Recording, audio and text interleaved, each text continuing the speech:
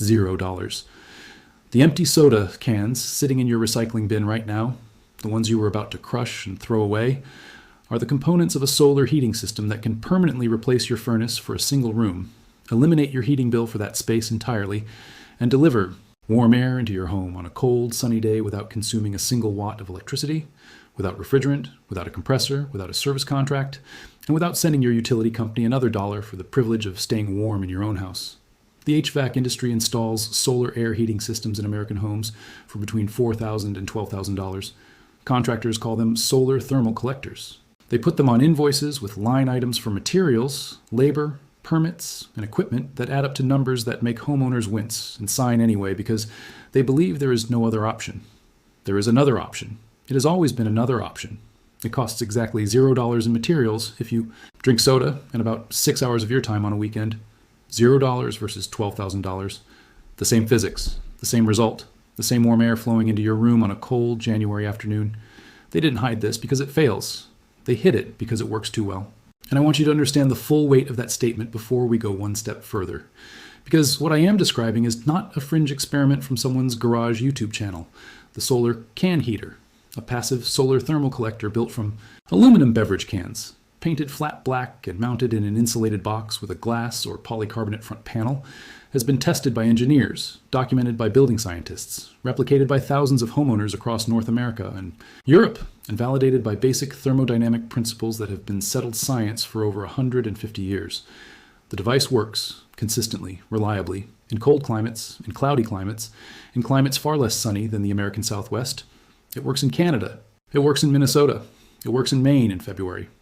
And the HVAC industry has spent decades making sure that when you think about heating your home, the words solar can heater never enter your mind before the words call a contractor. This channel exists to reverse that. Every video here is a direct assault on the manufactured ignorance that billion-dollar industries depend on to keep your wallet open. We have exposed the wood preservation secret, the leather restoration secret, the mosquito elimination secret, the attic cooling secret. Every single one of them follows the same pattern. A cheap, proven, scientifically validated solution buried under expensive branded alternatives because the cheap solution cannot be metered, cannot be patented, and cannot generate the recurring revenue that built these industries into the financial machines they are today. If you want to stop wasting money on industry, lies, subscribe, and hit the bell. Because what I am handing you right now is one of the most powerful and most deliberately buried pieces of home energy knowledge in existence. Now, let me take you back to where this story actually begins. Because the physics behind the solar can heater was not invented by a DIY YouTuber. It was not discovered by accident. It was understood and applied by working engineers in circumstances where getting it wrong meant people froze. The year is 1947.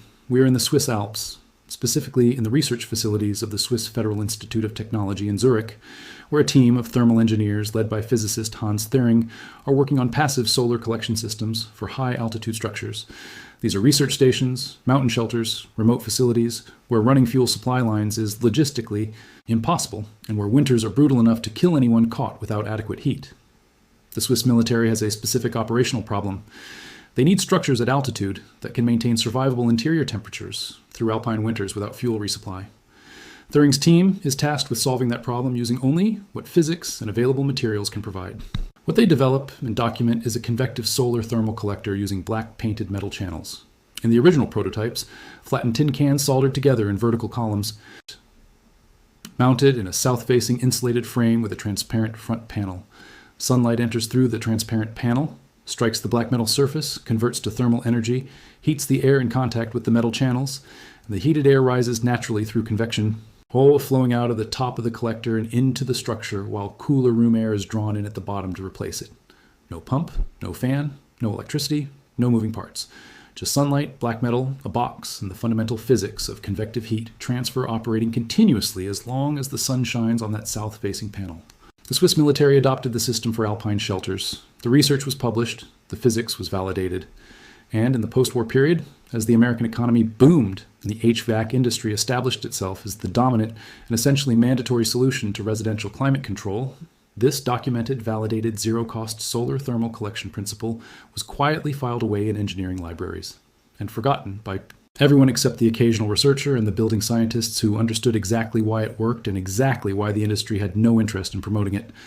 Your grandmother already knew this. She used it every single day. Not in the form of a solar can collector, but in the form of every south-facing window she positioned her rocking chair next to on a cold winter afternoon. Every dark stone floor she appreciated for staying warm hours after the sun moved off it. Every black cast iron wood stove she understood radiated heat into the room long after the fire had reduced to coals. Your grandmother understood passive solar thermal principles intuitively because she lived in a pre-HVAC world where managing heat passively was a survival skill. The residential HVAC industry in the United States generates over $150 billion annually when you include equipment, installation, energy consumption, and maintenance. Solar thermal technology, the category that includes every form of passive and active solar heating, has been a documented and validated alternative to conventional heating for over 70 years. The Department of Energy has published research on it. National laboratories have measured its performance. Universities have built and tested solar thermal systems in every climate zone across America. The data consistently shows that a correctly built and positioned passive solar thermal collector can provide between 30 and 70% of the heating load for a single room on a clear winter day. That is not marginal. That is transformative. Let me tell you exactly how deep this burial goes. Because the solar can heater is not just a DIY curiosity that the HVAC industry ignores. It is a technology that the industry has actively worked to make invisible through building codes, contractor education programs, and the quiet but consistent message embedded in every home. Improvement media platform that solar heating is complicated, expensive, and requires professional installation. Every home improvement television show that has ever aired on American cable television has been sponsored in part by HVAC manufacturers, building material companies, and energy providers. Every one of those sponsors has a direct financial interest in ensuring that the words solar can heater never appear in a segment about home heating solutions. The editorial pressure does not need to be explicit. It does not need to be a phone call from a corporate lawyer. It is structural. The money flows toward content that generates equipment sales and contractor calls. Content that tells you to build your heating system from your recycling bin generates nothing for anyone except you, so it never gets made until now. Think about what that suppression has cost you personally. If you live in a cold climate American state, Minnesota, Wisconsin, Michigan, Ohio, Pennsylvania, New York, any of the New England states, your home heating costs over the course of a 30-year mortgage will exceed $60,000. $60,000 for heat. A significant portion of that heat could have been provided passively by south-facing solar collectors built from materials you were throwing away. The technology existed. The physics was validated. The build instructions were available to anyone who looked hard enough. But the industry made sure you never looked because it made sure you never knew there was anything to look for. Every winter heating bill you have paid without this knowledge was a tax on your ignorance that the energy industry collected with your involuntary consent. That ends the moment you finish this video. If you've made it this far, you already know more than 99% of homeowners in America. So here is the complete build system for a solar can heater that will permanently supplement your home heating for a single room.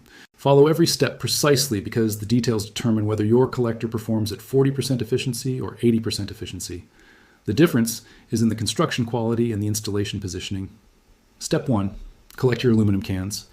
You need between 100 and 140 standard 12-ounce aluminum beverage cans for a collector-sized to meaningfully heat a standard American bedroom or home office between 100 and 150 square feet. This is your $0 materials phase. Rinse every can thoroughly and allow them to dry completely. Any moisture inside the cans will create condensation issues inside your finished collector. Remove the pull tabs. Using a standard drill with a 3/4 inch drill bit, drill one hole through the center of the bottom of every can. Using the same drill bit, drill one hole through the exact center of the top of every can on the opposite end. These holes create the air passage through each can that allows your convective air column to flow vertically through the assembled can stack. Drill every can before you begin assembly. Doing this step in bulk takes approximately 45 minutes and is the most repetitive part of the entire build. Step 2. Assemble your can columns. Stack your drilled cans end to end in vertical columns of 10 cans each. You will need between 10 and 14 columns, depending on your final collector width. Apply a thin bead of high-temperature silicon sealant, available at any hardware store for under $5, around the rim of each can joint as you stack them. This sealant creates an airtight connection between cans so that all airflow moves through the drilled center holes rather than leaking around the outside of the joints. Let each assembled column cure for 4 hours before handling. Your finished columns should be rigid, fully sealed vertical tubes approximately 27 inches tall with an open hole at top and bottom. Step 3. Paint your assembled columns flat black.